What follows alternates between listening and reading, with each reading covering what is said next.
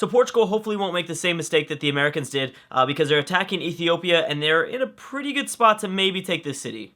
I mean, I don't know. They're kind of in a tough spot at the same time because they do have a few units, especially this rifleman that is embarked. Obviously, that rifleman is going to be able to do the most amount of damage as for a melee attack within the region of this Ethiopian capital. I guess, you know, obviously they can reinforce and stuff like that, and maybe they should probably bring the frigate over as soon as possible. They might have just built or bought this frigate, so maybe next turn we'll see it start to move. But before we go to the next turn, let's go ahead and check on the social policies. A lot of you guys talking about how you'd like to see the social policies and to see just kind of, I don't know, the different sort of ideas and strategies that the AI is going for. And also, look at this. Look at just the amount of wars that Catherine is still dealing with. Oh my gosh. I mean, these wars have been going on for just hundreds of turns. Probably like 200 turns, I'm thinking. 100 or maybe 150 turns. So anyways, Russia's gone down liberty and mainly honor. We have Byzantium going honor and aesthetics, honor and piety for Songhai. America's gone honor, aesthetics, and commerce. There you go. See, that's the key. That's the key one to look at. Especially, let's go ahead and just remind everyone some of the bonuses you get for the commerce social policy tree. So first of all, you're going to get more money, and but I think that money comes. Actually, no, I'm sorry. Well, commerce is good for, I don't know why. I thought commerce was exploration. Exploration is going to be the big one. The problem is that exploration was, I think, just unlocked, maybe. Not too many civs have the ability to go down exploration, or more civs, because some of the AIs might be thinking, oh, you know, it might be better to just do a finisher of honor than to start a whole new tree by itself. I think a lot of the AIs must have access to exploration, but I think that that's kind of what they're thinking. They want to finish honor, or they want to finish liberty or tradition or piety, whatever it might be. Commerce is good too for gold, but no, for some reason I thought commerce was exploration. I'm glad that I checked in on that. But yeah, obviously an extra great admiral, merchant navy is a good one. Treasure fleets, maritime infrastructure. I mean, exploration needs to be a key one, and that's why a key social policy, and that is why we are checking in, and it's a very good idea that you guys suggested that I check in on some of the social policies. So we have the Mayans going down honor, piety, aesthetics, Ethiopia with piety and aesthetics. A lot of aesthetics, interesting. Honor, patronage, aesthetics. No commerce, or I'm sorry, no exploration so far. Honor and piety for William. Honor, piety, aesthetics. They actually have, the Indians have quite a bit of social policy already. I think we've seen like 12 social policies total so far back to the top of the window, but I should probably take more of a note of that. Most civs are around 10, I think. Oh my gosh. Well, okay, this is kind of normal though. France is supposed to be pretty high in the amount of social policies they have by now. Rationalism, oh bam, they've got rationalism. Oh, that's right, because I'm looking at my own social policies tree. I don't have all the technology. So, yeah, all the social policies are unlocked, I believe, for the AI, because we're about to actually hit the ideological era soon. So, yeah, they can go down rationalism. They're just choosing not to. Exploration, there you go. That might be why the Celts are doing so good. They went down all of honor, and then they went down all of exploration, which is exactly the strategy you need for this campaign. Being domination only, being an island-based map. Good job for the Celts. That might be a real reason why they're doing so well in the south, just south of the English territory. Carthage is honor, piety, patronage. Honor, piety for the Huns. Honor, patronage, commerce for Japan. Tradition and honor for Babylon. The Aztecs going down. Tradition, honor, piety. You know, I don't even... Here we go. England's a big one. We should always check in on patronage. See? Clearly, you know, the Civ AI was not programmed to go for certain strategies in terms of their social policies when in certain world types. This is a domination only. I feel like everyone should have gone down honor. That makes a lot of sense. But patronage, there are no city-states. So patronage is the most useless policy, useless tree you could go down right now. Okay, but anyways, I'm gonna speed this up a little bit because we've barely made it even a dent. We just made it halfway. Spain is interesting. Honor, piety, patronage. I'm just looking at like interesting nations, and I'll let you can kind of slow down when you see something. I'm kind of just looking for any more exploration, or in terms of nations that are doing good for themselves, like the Celts, like America, like England, who seem to be kind of the top three right now, but, you know, you could argue either way. It's not necessarily just them. Look at that, Brazil, going down exploration and honor. So we've seen a few of these combinations, not a lot. I feel like we should have seen this social policy combination a lot more, but still, I mean, Brazil hasn't done anything, but it's a good start, I guess. Exploration for Polynesia. Rationalism, lots of rationalism. Rationalism isn't bad. I mean, science is still pretty important in this game, being that, being that you kind of want to keep ahead in science if you want a domination victory. It's hard to not do that sort of thing. Oh, Korea and America teaming up against Polynesia. So what does this mean? This is actually big. The Polynesians have a huge fleet that we thought had been bugged out for quite a long time. So more than likely we're going to see Korea use those turtle ships if they have any near their main territory, which actually they don't. They have their Hawacha, but that is it. All right, well, that unbugged the Polynesians. So there you go. Now, America, I know, is a little bit closer. There, boom. America, I figured, was close to Tonga. Now, that's interesting because not too long ago, America and Polynesia were working together. I don't know what caused the change of hearts for Washington, but we'll see. Madrid's at 16 tourism. It doesn't really matter. This is the most useless window right now in this screen here. Now, Portugal did not begin to move that frigate over towards the east, so that's a really bad sign. And more than likely, they might not be able to get the job done for the Ethiopian capital either. France getting up another wonder. Now, how much is America going to invest in this war? We've seen them many times before in the past where they'll declare war, but they won't actually send over their navy to do anything about it, which is obviously an issue. Wow, look at the Zulu and the amount of MPs they have. Like, that is crazy. Like, if they were, man, they are just begging to be on, like, some sort of a smaller continent, or I guess a slightly bigger continent. They can't really get any smaller in terms of the islands that they're located on now. But, yeah, no, we've seen this happen quite a few times with America in the past, where they are at war with a nation, but they don't send over units. Or at least, or in Ethiopia's case, they send over units just in a very bad way, where they send over just like a bunch of melee or a bunch of range, but not, a combination of those two. Yeah, no, Portugal's going to have to retreat. They are not going to be able to get this job done, which is unfortunate. I thought they might have had a chance, but it doesn't look like it. Anyways, let's turn off the resource icons. I still haven't discovered uranium just yet because I know that we're behind in traditional games and technology. In terms of technology, we're definitely behind. So France and Persia are at war, but that doesn't really mean anything. Ooh, French coalition. So we're looking for Rome or Spain would be a big one if they were to join in. Maybe it's because of... I'm thinking Napoleon's Wonderhorn is starting to really make people mad. World religion, Hinduism, and the banning of marble is going to... That World Congress is going to try to enact those proposals in 5 turns. I'm looking at Spain or Rome. I don't think that England's going to try to get into it this early, but we'll see. Williams built the Louvre. All right. It looks like Greece is starting to make a little bit of a comeback. Oh, never mind. I stand corrected. England is more than willing to go for their, what is this? Their like 3rd or 4th attempt to go after Paris? And we've talked about this several times. I mean, if England takes over Paris, that's a big deal. That is a very, very big deal. This would be their 4th capital, I think they would acquire. So a lot of the other AIs would be pretty far behind. I know a lot of you guys want me to just choose whoever has the most capitals. I'm still not entirely sure about that. I know that that's how like domination victories work, and I get that, but I still kind of like the idea of having cities because that also means that the AI was both good at taking cities as well as colonization, and they were good at grabbing islands, and you know what I mean? There are some civs that are in unlucky spots where they might not have access to a lot of capitals. Luckily for England, I mean, they were surrounded by capitals. There are some other nations like the Netherlands here where they aren't surrounded by capitals at all.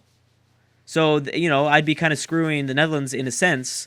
I feel like we should count cities, but, I don't know. We still got a ways away. And as I was saying, I haven't discovered uranium just yet because, we are behind in technology. This isn't like a traditional game. The AIs have been struggling in terms of science output and stuff like that. So, I'll probably do it. I'm kind of imagining we're about 100 turns behind normal. Oh, maybe it's an Emperor game, so, I don't know. I've had Emperor games end around, like, turn 330, 350. It's turn 304 now. I don't know. But yeah, I'll probably discover it more around turn 400. And uranium is really the only one that means anything. I mean, obviously I'll do oil and coal, but in like beginning AI only battles, I used to cover coal and oil and stuff like that. Really doesn't mean that much, especially not really coal. The ironclads are the only unique or are the only units that require that resource. Obviously there are buildings that get built with coal, but we can't really go inside and look at it besides using spies and stuff like that. So that's really no use for the search, especially for a campaign like this, where it's like a domination only type thing. And I think I might do this a bit more often in the future. I'm not sure. We'll kind of see exactly how this campaign plays out and how we end up choosing the victor. But I do like the idea of setting the AI to do a domination only game. Well, let me finish my statement. I like setting up the AI to do a domination only game, but I understand that it screws a lot of other AIs that might not be flavored towards war. I know random personality sometimes helps. Sometimes random personalities help. Sometimes it doesn't. So I guess I can't really always do domination only because it is screwing other nations. But it is fun if we ever revisit. When we eventually do revisit Carthage and Assyria have peaced out, when we eventually do revisit the world campaign, that might be kind of a fun idea to play with, especially because on those world campaigns, it does suck when someone like halfway across the world that's not really next to anybody wins a science victory or cultural victory or whatever it might be. Or we'll do it like we did our second world campaign. Geez, look at England. Oh my goodness. So they will for sure take over Paris, and at this point they might be potentially unstoppable. The problem is that who else can they really go to war with? Spain is. I think Spain can stop them for at least the first war. Maybe even Rome as well. I could see both Spain and Rome stopping them.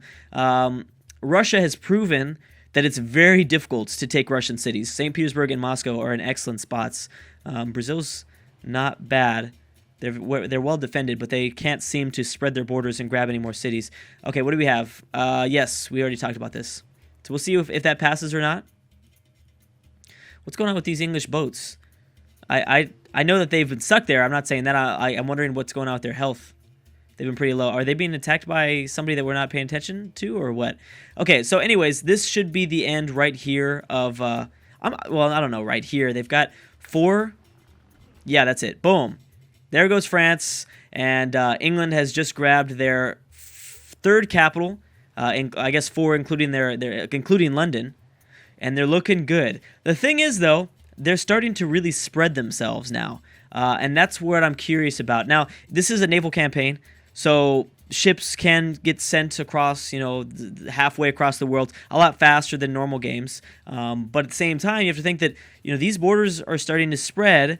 With the Zulu, with all these MPs, I could see something. I could see them try something here, especially because I know that England's probably going to try to expand their borders. But let's try to predict where we think England's going to attack next. It would probably be smart to go after Morocco. Morocco's really undefended. But the problem is that you go after Morocco and you're immediately probably putting yourself in harm's way of America, who I think is among the top 5, maybe top 3 civs that might be able to compete with England's power at the moment. Okay, so what do we got? Oh man, I don't want to propose something again. Okay, so the banning of marble passed, and of course, world religion of Hinduism did not pass. That has not passed in a long time. Standing army tax, I don't want that. Embargo, not trying to embargo anyone specific. I guess we'll just continue to do what we did and repeal the embargo of city-states so that has no effect on anybody. Morocco and Sweden have peaced out. And we already saw the results of the previous World Congress. Boom! There you go. 4 nations peacing out with Russia. That's a start, but there's still, I think 15 other nations that are still trying to go after Catherine. But yeah, let me know in the comment section below who you guys think England's going to attack next. Okay, there we go. So we do need to see civs start to move. They've got to move way faster. Because England is now really starting to look excellent. We were finally seeing a civ blob up, and actually by this point in the campaign, I would have predicted we would have seen something like this by now, but we really haven't. Okay, so another country at war with Polynesia. Korea has destroyed the entire Polynesian fleet that was just north of Korean territory, but is anyone going after actually Honolulu or Tonga? No, see, America's not doing it again. and Portugal also is not going to be able to grab the Ethiopian capital. We've already kind of confirmed that. Let's talk about the other wars that broke out. We have Inca teaming up with the Aztecs going after Poland. They might potentially have success here. We'll see. It really depends on how much... oh, wait, no. I'm sorry. I totally read that wrong. The Inca are at war with the Aztecs, who are up north, as well as the Huns. That might be an interesting war somewhat. And then we have Venice and the Celts teaming up against Poland. Now, Poland is only down to one city. If the Celts manage to get a fleet over here, they could really... I mean, this could be a chance for Venice to maybe acquire something. I could definitely see Venice maybe squeezing through here. Uh-oh. Songhai now involved with the Polynesian War. Songhai is also good too. I am definitely accidentally underestimating the Songhai Empire. They are looking pretty good. Okay, yeah, let's kind of keep in mind this region here. We've got finally this region of the map breaking out into war. It's about time. It's about time. So are the Huns going to send things over? I mean, they're going to start to embark. I mean, they're going to have a tough time if they decide to do that, because they'd be sending them in harm's way. You know, the Inca are pretty well defended. I think, if anything, that Polish, Venetian, and Celtic war might be a little more entertaining. But it all depends on if the Celts invest. And especially because the Celts' point here, their colony out here on this island, it's a really good jumping off point to attack Warsaw from the north, because Warsaw can only really be attacked from the north at this point, since the Inca are kind of reaching out and grabbing borders from, and the Huns as well, from the east and west. Venice does have, they do have a few frigates, so they might be able to try something to go up and around Warsaw here. I do see a lot of Shoshone movement, still unsure about what they're thinking there. There's nothing, I always forget about this region because there are so many different nations that are, oh, that's right, so Samoa. I forgot about that. But I don't think any of the recent countries that declared war on Polynesia, I don't think anyone is close to Samoa. But I did forget about this. I did forget that how many cities Polynesia controls. It's that, you know, the unfortunate thing is that they are a little bit too far away. Each city is not in like a, it's not like English's territory, where England now has all these cities that can all, you know, somewhat help out and be easily defended. I guess is what I'm trying to say. Shoshone, what are you doing, man? Are you going to go after Morocco? Who's going to go after Morocco? How much aggressive expansion, too, is the English AI acquiring? I imagine kind of a lot. They've got to be, at this point, getting a lot since it's been... I mean, they've taken so many capitals. And aggressive expansion, like I've said many times before, it's technically a mechanic in the game. It's just not talked about. It isn't talked about. China building the porcelain tower. We also have the World's Fair at 34%. What do we discover from our spy? Elizabeth is plotting against Spain. All right, so she's just going to move down south here, which will bring her at odds against the Celts soon. Oh, the Celts are bringing over a small fleet, and actually, that might be... Well, those are caravels. Those are going to be caravel. I mean, at least you have a few range units. Actually, you only have one crossbowman. Venice is... Where's Venice going? Venice isn't contributing anything. I guess they might be trying to send over a longbowman at some point. But it does seem like the Celts are not going to just sit here and do nothing. They're actually going to send something over towards Warsaw and try to take over Poland. But anyways, guys, I'm going to have to stop right there. Thank you so much for watching, and I will see you guys next time.